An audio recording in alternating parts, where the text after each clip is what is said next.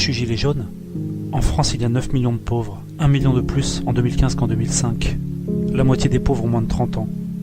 3 millions d'enfants sont pauvres, 30 000 sont SDF, 40 000 ne peuvent pas manger 3 repas par jour. 3,4 millions de Français sont des travailleurs précaires ou mal rémunérés. 38% des chômeurs sont pauvres. 35% des familles monoparentales sont pauvres. Le chômage cause la mort de 14 000 Français par an. Un quart des agriculteurs, des artisans, commerçants et chefs d'entreprise sont pauvres. 28% des citoyens ne peuvent pas se payer une semaine de vacances au moins une fois dans l'année. 20% des Français disent avoir du mal à faire 3 repas par jour. 19% des parents confient leurs difficultés à payer la cantine des enfants. Mais rassurez-vous, nos élus ont la solution. Aligner le SMIC sur le seuil de pauvreté. Augmenter le coût du carburant, de l'électricité, de la nourriture et de tout un tas d'autres dépenses contraintes. Vous me demandez pourquoi je suis gilet jaune? En France en 2018, au moins 566 SDF sont morts dans la rue. En moyenne, ils avaient 48 ans. 6 enfants de moins de 5 ans font partie des victimes. On estime qu'il y en a en fait beaucoup plus. On estime qu'il y a eu au moins 13 000 personnes mortes dans la rue entre 2012 et 2016, soit 100 fois plus de morts que lors des attentats du 13 novembre 2015. Mais rassurez-vous, nos élus ont la solution. Ils mettent en place des dispositifs anti-SDF pour les chasser, et ils amputent de 57 millions d'euros les crédits des centres d'hébergement et de réinsertion sociale. Vous me demandez pourquoi je suis gilet jaune? En France, pendant que les pauvres qui enfilent un gilet jaune pour lancer un cri d'alarme sont traités de foules haineuses qui ne savent même pas pourquoi elles manifestent, les riches se goinfrent, avec la complicité des politiciens. Les inégalités de revenus sont insupportables. Les 10% des Français les plus riches possèdent 10 fois plus que les 10% les plus pauvres, soit plus du quart des revenus sont entre les mains d'une minorité. Entre 2003 et 2013, les plus modestes ont gagné seulement 2,3% de pouvoir d'achat, tandis que les plus riches ont augmenté leur richesse de 42,4%. 1% des Français concentrent à eux seuls 17% des richesses. À titre d'exemple, Liliane Bettencourt, la patronne de L'Oréal, possède 31 milliards d'euros, soit l'équivalent d'1,8 million d'années de SMIC. En France, on ne combat pas la casse sociale, on l'organise et on la récompense. La France a distribué 44 milliards d'euros de dividendes en un seul trimestre, 23% de plus sur un an, une hausse 2 fois supérieure à celle observée au niveau mondial. La France est au 2e rang mondial de la redistribution des dividendes, derrière les États-Unis. Alors, on ne sait pas pourquoi on manifeste? On organise le pillage, on fait des poches des pauvres pour aider les riches à se gaver.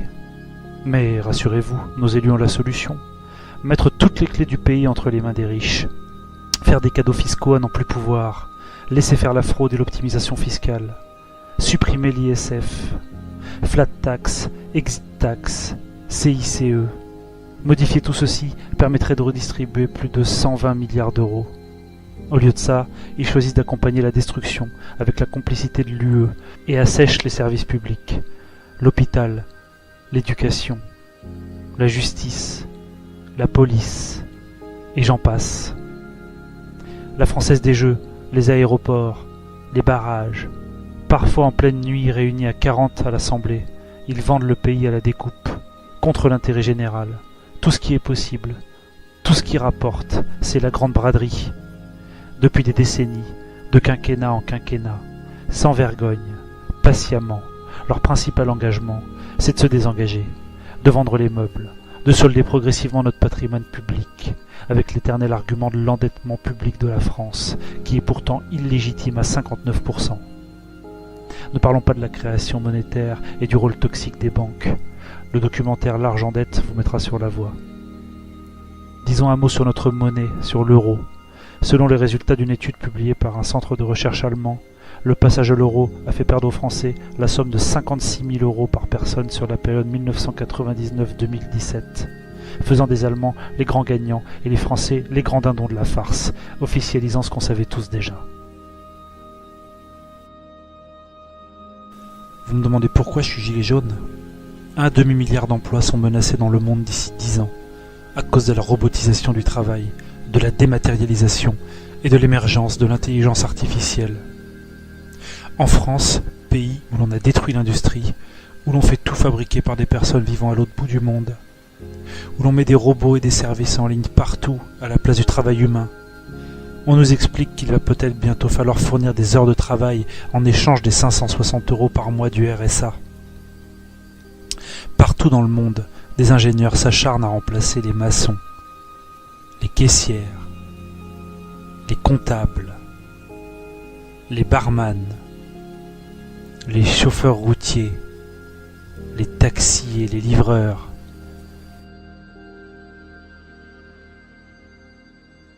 cuisiniers, les serveurs, les vendeurs, les policiers, les médecins, même les juges et bien d'autres.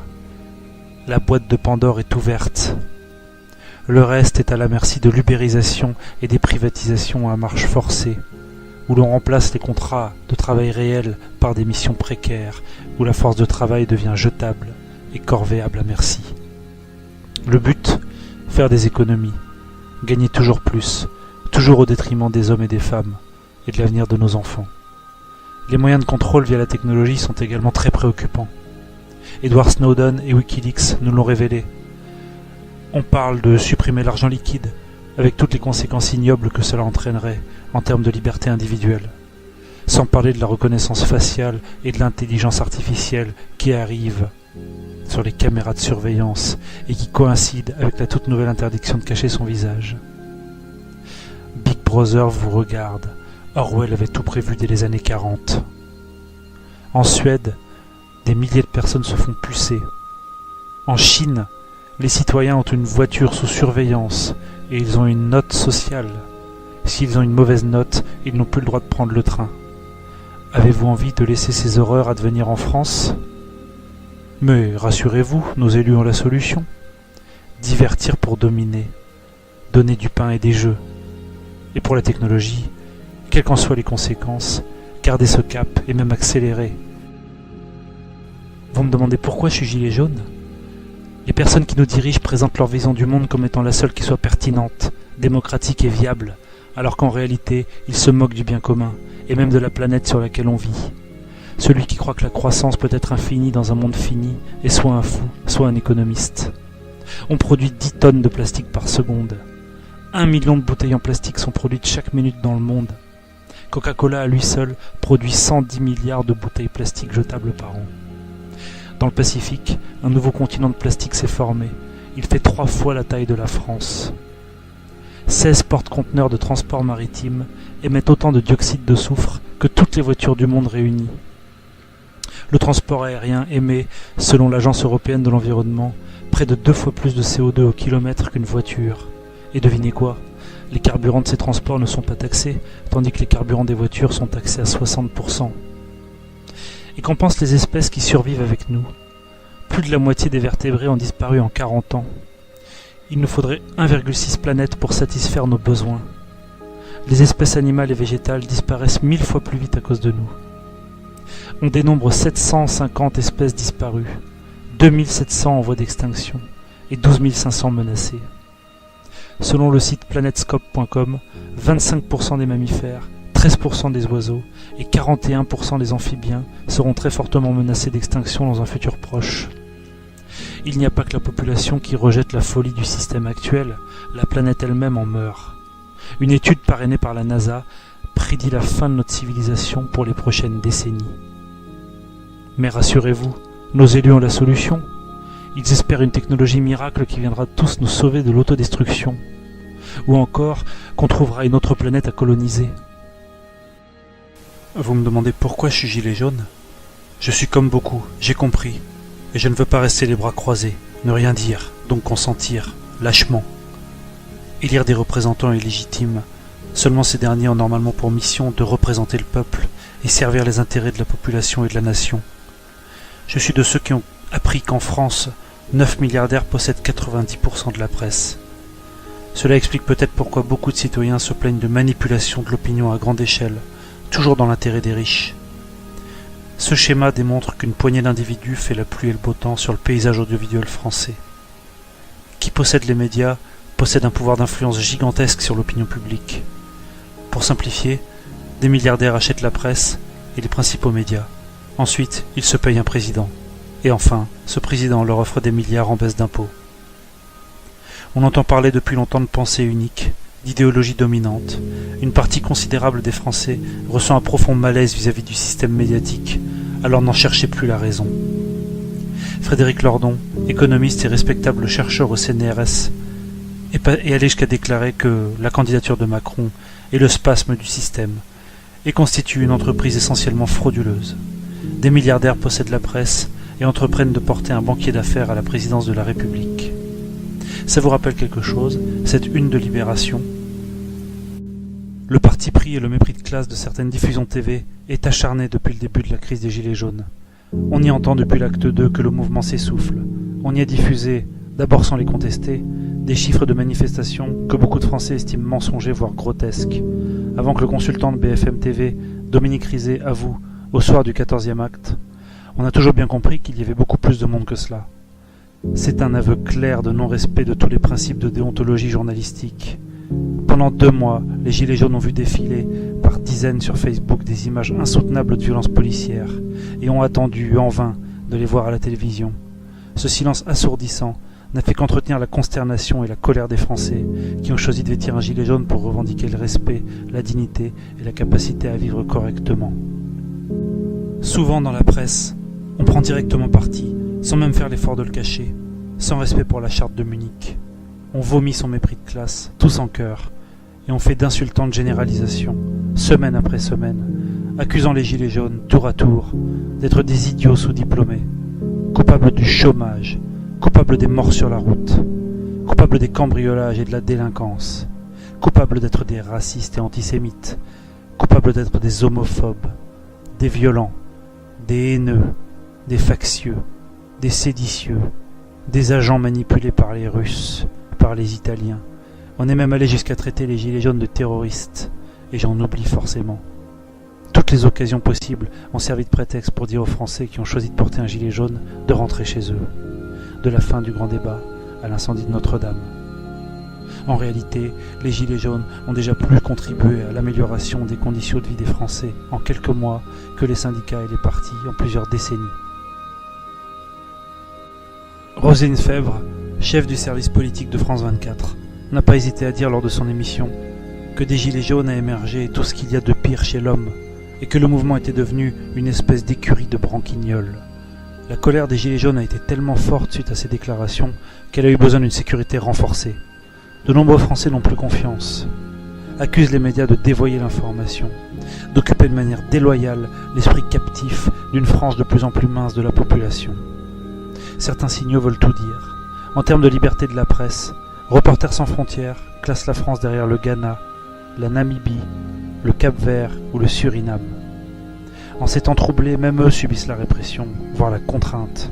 De nombreux journalistes ont été insultés et même violemment attaqués par des gilets jaunes exaspérés, mais ils ont également été blessés par les forces de l'ordre. L'un des symboles les plus forts de ce désaveu des éditocrates a eu lieu le 29 décembre 2018. Entre les fêtes, avant le Nouvel An, au lieu de préparer le réveillon, des Français ont choisi d'enfiler un gilet jaune et d'aller assiéger les locaux des grandes chaînes d'information en continu. Bien d'autres ont passé les fêtes de fin d'année sur les ronds-points, dans le froid glacial. Vous pensez que la liberté est garantie sur Internet? Détrompez-vous. Sur le réseau Twitter, les autorités françaises ont été à l'origine de 87% des demandes de suppression de contenu au niveau mondial. Triste record. Vous vous en fichez? Vous utilisez Facebook? Monsieur Macron a rencontré le patron de Facebook afin de mettre en place des lois spéciales dont les conséquences ont de quoi inquiéter. Quand on sait qu'Éric Ciotti, député LR, a déposé en février 2019 un projet de loi visant à obliger tout internaute à devoir scanner sa carte d'identité et à la transmettre à Facebook pour pouvoir utiliser le réseau social. C'est sans parler de l'article 13 de l'UE, ouvrant la voie à une police privée de la pensée et à la censure généralisée. Mais rassurez-vous, nos élus ont la solution. Inquiéter Mediapart en tentant de perquisitionner leurs locaux, créer des lois contre le secret des affaires, mettant en danger les lanceurs d'alerte au lieu de les protéger, créer des lois pour lutter contre les fake news, qualifier de complotistes toute pensée qui dérange ou tout discours critique, mettre en place des sites qui sont censés apporter la seule vérité autorisée, attaquer les rares émissions qui montrent la vérité, ne parler que du désordre en France et non pas des causes de ce désordre, ou des moyens politiques permettant de réellement contenter la population. Bien avant que le mouvement des Gilets jaunes advienne, de nombreux Français disaient « ça va finir par péter, on le sent, ça va craquer, il faut que ça pète ». Et maintenant que ce craquement arrive sous nos yeux, Beaucoup de journalistes ont choisi d'accompagner, avec un zèle flagrant, la communication gouvernementale, qui consiste à diaboliser et diviser, à inquiéter, voire à susciter le dégoût, à délégitimer et à rabaisser ce mouvement, qui s'incarne pourtant dans le cœur et sur le dos de nombreux Français, sous la forme symbolique d'une veste fluorescente destinée à avertir d'une situation d'urgence ou de danger. Les Français qui ont choisi d'enfiler un gilet jaune ne sont que la pointe ultra-visible d'un cri d'alarme populaire, parfaitement prévisible et anticipé des années avant son émergence. S'en étonner et s'en offusquer à grands cris dans les médias et au Parlement est incompréhensible, voire malhonnête. Les médias sont les entités les plus puissantes de la Terre. Ils ont le pouvoir de rendre des innocents coupables et de faire des coupables des innocents. Et c'est ça le pouvoir, parce qu'ils contrôlent l'esprit des masses. Si vous n'êtes pas vigilant, les médias arriveront à vous faire détester les opprimés et aimer ceux qui les oppriment. Vous me demandez pourquoi je suis gilet jaune ? Je suis gilet jaune parce que mon indifférence pourrait gâcher l'avenir de mon enfant. Parce que j'ai éteint ma télé et j'ai allumé mon cerveau. Parce que je refuse de vivre dans un océan d'injustice. Parce que j'ai envie d'être dans une vraie démocratie et non pas un État néolibéral autoritaire. Parce que le pouvoir appartient au peuple, pas à quelques milliardaires. Parce qu'une vie meilleure est possible. Parce qu'ils ne sont grands que parce que nous sommes à genoux. Parce que je soutiens une société juste et équitable dans laquelle on devrait vivre et non survivre. Parce que j'ai compris que j'ai parfaitement le droit de penser et d'exprimer ce que je pense, et que ne rien dire ferait de moi un complice. Un peuple prêt à sacrifier un peu de liberté pour un peu de sécurité ne mérite ni l'un ni l'autre et finit par perdre les deux. Mais rassurez-vous, nos élus ont la solution. Ils ont mis en place un ensemble de mesures contre-révolutionnaires, visant à garder le contrôle tant bien que mal, face à un soulèvement populaire digne des livres d'histoire, qui a immédiatement eu le soutien d'une part majoritaire de la population française. Des mesures les plus triviales, comme ce grotesque mouvement des foulards rouges, beaucoup plus efficaces pour montrer l'immense médiocrité humaine d'une partie de la petite bourgeoisie française bien pensante que pour combattre le mouvement des Gilets jaunes, en passant par les activistes pro-gouvernement qui passent leur journée à vomir leur haine sur tous les espaces en ligne possibles, des réseaux sociaux jusqu'aux commentaires des sites d'information, et qui haïssent, maudissent et insultent les Gilets jaunes pour montrer leur haine de la haine. Tout un programme. Le système en place n'a pas le choix. Il lui faut réprimer durement les indignés, en diabolisant le mouvement de manière acharnée dans les médias, en mettant en place des lois répressives, en crevant quelques yeux, fracassant quelques crânes, pour dissuader ceux qui auraient la drôle d'idée de se plaindre des injustices actuelles et à venir. Une répression sans borne, d'un niveau jamais vu depuis la guerre d'Algérie. Tout a été fait pour vider d'abord les ronds-points, avec un haut niveau d'intimidation et de répression, obligeant donc les manifestants à prendre les rues, puis l'objectif a été de vider les rues le plus vite possible, par la force, par la dissuasion, par la terreur, plutôt que par des décisions politiques. Accorder des modifications politiques et institutionnelles réclamées par une part considérable des Français mettrait Macron en porte-à-faux direct avec les personnes qui l'ont fait élire, ceux pour qui il travaille et par qui il est missionné, les ultra-riches. Pour oser défier le pouvoir, les Gilets jaunes subissent une répression inimaginable, aux conséquences impardonnables. Un décès directement lié à une bombe lacrymogène, 248 blessures à la tête, 23 éborgnés, 5 mains arrachées, et des centaines d'autres blessures, impliquant des passants, des journalistes, des mineurs. L'État a tiré plus de 13 000 fois au LBD sur sa population depuis novembre 2018. Le LBD est considéré comme une arme de guerre. La France est le seul pays de l'UE à jeter des grenades au TNT sur sa population. Et ce n'est pas fini. C'est sans parler de la terrible répression judiciaire, des arrestations préventives. Pour Laurence Roch, présidente du syndicat des avocats de France, le traitement judiciaire des Gilets jaunes relève d'une justice d'abattage accompagnant la répression menée par le pouvoir exécutif. Dans ces conditions, la colère sociale ne peut pas retomber, prévient d'ores et déjà l'avocate.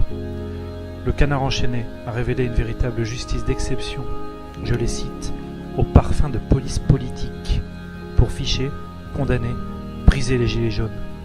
Surveillance sur les ronds-points et sur les réseaux sociaux, fichage des potentiels meneurs. Ils vont même jusqu'à mettre sur écoute des dizaines de Gilets jaunes, au moins 150, et jusqu'à ficher les manifestants hospitalisés, ce qui constitue, pour Christophe Prudhomme, le porte-parole des médecins urgentistes, une dérive grave et une menace pour les libertés individuelles. Le collectif Robe Noire et Gilets jaunes a publié un communiqué de presse pour dénoncer une dérive liberticide et de graves atteintes aux libertés individuelles. Et pour cause, à la mi-février, on comptait plus de 8000 arrestations, 7500 gardes à vue, 1796 condamnations, plus de 350 personnes incarcérées. Pendant ce temps, Benalla et Cahuzac vous envoient leurs amitiés. Tous ces chiffres en disent long sur un pouvoir délégitimé par un mouvement social à tendance insurrectionnelle voire pré-révolutionnaire. Fin novembre, 84% des Français approuvaient le mouvement des Gilets jaunes, une écrasante majorité du pays. Et même après bientôt 6 mois de lutte, même après un véritable acharnement de mesures contre-révolutionnaires, de propagande, de mensonges, de diabolisation, ils conservent le soutien de la moitié de la population. Selon un sondage officiel, 50% des Français nous soutiennent toujours, pour seulement 34% d'opposition. Un record historique de force et de durée, pendant que la cote de popularité de Macron n'est qu'à 28%. Les chiffres officiels montrent un soutien supérieur aux Gilets jaunes qu'au président en exercice. Beaucoup pensent que le pouvoir ne se maintient que par la manipulation et la diversion des masses, par la répression dans la rue et les tribunaux, et par la politique de la peur et du pourrissement. Un bilan effarant, indigne de notre pays, pointé du doigt par le Conseil de l'Europe, Amnesty International, la Ligue des droits de l'homme qui dénonce une volonté explicite de blesser, et par l'ONU qui a réclamé une enquête approfondie et a placé la France entre le Venezuela et Haïti sur la liste des répressions. Le mouvement des Gilets jaunes a pour énorme mérite de lever le voile sur le réel niveau démocratique de notre pays, entre les violences physiques qui vont jusqu'aux mutilations définitives et les violences judiciaires qui vont jusqu'à créer l'indignation des avocats et d'organismes internationaux. Je vous invite à vous remettre en question d'urgence si vous avez ressenti plus d'indignation en voyant la vandalisation du Fouquet's plutôt qu'en voyant vos compatriotes se faire éborgner, parce qu'ils réclament de quoi manger après le 15 du mois, parce qu'ils veulent plus de démocratie, voter eux-mêmes les lois, bref, parce qu'ils veulent une société plus juste pour eux-mêmes et leurs semblables. Vous me demandez pourquoi je suis gilet jaune ? Parce qu'il ne faut pas s'arrêter d'exiger la dignité. Parce que si vous restez chez vous, ils gagnent. Parce qu'il ne faut rien lâcher. Parce que cette lutte est totalement légitime et nécessaire. Parce que le monde entier nous regarde avec admiration. Parce qu'en Angleterre, en Allemagne, en Hollande, en Israël, à Taïwan et dans des dizaines d'autres pays, ils ont enfilé les gilets jaunes et sont inspirés par le peuple de France. Même avec leurs chiffres mensongers. Même si depuis le début, acte après acte, ils répètent comme des perroquets que le mouvement s'essouffle. Ils ne commentent pas un essoufflement, ils l'invoquent de leurs vœux. Même s'ils font tout ce qu'ils peuvent pour nous affaiblir, par toutes les stratégies possibles et cumulées, même en essayant de retourner le reste de la population contre nous, en expliquant tous les jours que nous sommes plus qu'une poignée d'illuminés violents, nous sommes toujours là, et notre légitimité est intacte. Tant que l'avenir de nos enfants ne sera pas assuré, tant qu'on verra des retraités faire les poubelles pour manger, tant qu'on verra des mères de famille prostrées devant un frigo vide, pendant que d'autres brassent des milliards, on sera là, et on vous attend pour nous rejoindre massivement et urgemment. Écoutez votre cœur plutôt que votre peur, car 23 borgnes, c'est 23 de trop, mais ça représente statistiquement très peu de martyrs face aux millions de manifestants qui ont foulé les rues et les ronds-points depuis les derniers mois et qui sont rentrés chez eux sains et saufs. Ils comptent sur votre peur pour vous tétaniser, leur désinformation faisant le reste. Parce que finalement, si vous manifestez pacifiquement en début d'après-midi, si vous mettez du jaune aux fenêtres de votre maison, sur le tableau de bord de votre voiture, si vous réinformez autour de vous, avec fierté et conviction, si vous distribuez des tracts, si vous partagez ce documentaire partout, si vous participez aux assemblées, aux agoras et aux diverses actions, si vous signez des pétitions, si vous boycottez les marques indignes, si vous consommez le minimum, si vous portez une écharpe jaune tous les jours, si vous faites des maraudes, que vous donnez de la nourriture aux sans-abri, vous ne risquez rien et vous faites beaucoup. Les gilets jaunes savent déjà que c'est le contraire. C'est en ne soutenant pas le mouvement que vous laissez le champ libre à un avenir sombre. N'oubliez pas que vous avez le droit de vous indigner, de montrer que vous êtes opposé aux orientations politiques du gouvernement en place. Il n'est en aucun cas illégal ni interdit d'être un opposant idéologique ou politique, contrairement à ce qu'on aimerait vous faire croire. On cherche à vous impressionner, à vous intimider, à cultiver votre lâcheté et votre passivité. Il y a plus dangereux que le bruit des bottes, il y a le silence des pantoufles. Et comme le disait Albert Einstein, le monde ne sera pas détruit par ceux qui font le mal, mais par ceux qui les regardent sans rien faire. Ce document ne dit pas tout. Il ne montre qu'une petite partie de tout ce qu'il y aurait à montrer. Il y a tellement d'autres dérives hallucinantes qu'il serait vain de tenter de toutes les rassembler dans un film d'une durée raisonnable. Pour comprendre l'étendue du malaise, pour bien avoir conscience de la légitimité totale de cette envie de changement qui émane des entrailles les plus profondes du pays, intéressez-vous par exemple à la liste des affaires politico-financières de la Ve République depuis les années 80. Vous allez tomber de haut. Vous n'allez pas en croire vos yeux. C'est en libre accès sur Wikipédia, bien souvent avec tous les détails, et ça vaut vraiment le détour. Pour bien vous convaincre, si besoin était encore, qu'il faut changer les choses. Alors que faire ? Je ne prétends pas avoir la solution, mais vu la situation actuelle du pays, vu la détermination d'une partie impressionnante de la population, tout est possible. Nous allons voir dans quelques instants quelles sont les revendications concrètes et officielles du vrai débat des Gilets jaunes. J'aurais cependant une suggestion à faire, qui n'engage que moi. Les Gilets jaunes peuvent prendre le pouvoir, légalement, sans putsch. Comment ? Le principe du cheval de Troie. Nous avons 3 ans. On peut imaginer, et j'ai bien dit imaginer, d'ici 2022, qu'un gilet jaune de la première heure, ayant la confiance de l'ensemble de la famille des Gilets jaunes, soit d'abord désigné par une assemblée générale de Gilets jaunes, obtienne 500 signatures auprès des maires de France, et se présente comme candidat aux élections présidentielles. Le but ? Être notre cheval de Troie. Par les voies électorales, donc en toute légalité, il viendrait mettre en application toutes nos revendications, et pourquoi pas celle de rendre immédiatement au peuple les clés du pouvoir. Il modifierait la Constitution de manière à mettre en place le Ric-Carl, et de manière à instaurer un fonctionnement de démocratie directe, par le tirage au sort d'un tout nouveau Parlement, constitué de citoyens de toutes classes et de tous horizons, encadré d'experts apolitiques et révocables. Cette option politique, totalement recevable, légaliste, de démocratie réelle et directe, serait proposée aux Français, qui la choisiraient ou la rejetteraient. Le seul problème, c'est que les médias manipuleront la population de toutes leurs forces afin de leur rendre cette idée insupportable, on a l'habitude. La question est de savoir si la population est assez mature pour ne plus se laisser berner.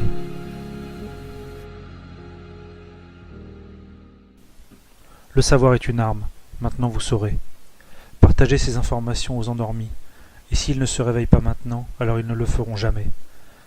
S'ils ne nous rejoignent pas aujourd'hui, demain ils n'auront pas notre épaule pour pleurer, car il sera trop tard, et leur absence de réaction, leur silence, aura fait d'eux des complices de la défaite du peuple. C'est parce que vous ne sortez pas en nombre et pacifiquement dans la rue le samedi que les Gilets jaunes subissent la répression, et que le mouvement s'éternise dans la durée. Si le samedi, au lieu d'aller manger une glace ou de faire vos courses, vous veniez massivement remplir les rues, et je parle uniquement pour ceux qui le peuvent mais qui ne le font pas, alors dans ce cas-là le gouvernement céderait en quelques jours. Une union massive du peuple est possible, car un récent sondage révèle que 39% des Français pensent que pour changer la situation dans le pays, il faut une révolution. Un chiffre 2 fois supérieur aux Allemands, et nettement supérieur à nos voisins européens, ce qui fait des Français, au fond, le peuple révolutionnaire qu'il n'a jamais cessé d'être. Révolution! Révolution! Révolution! Révolution! Révolution! Révolution!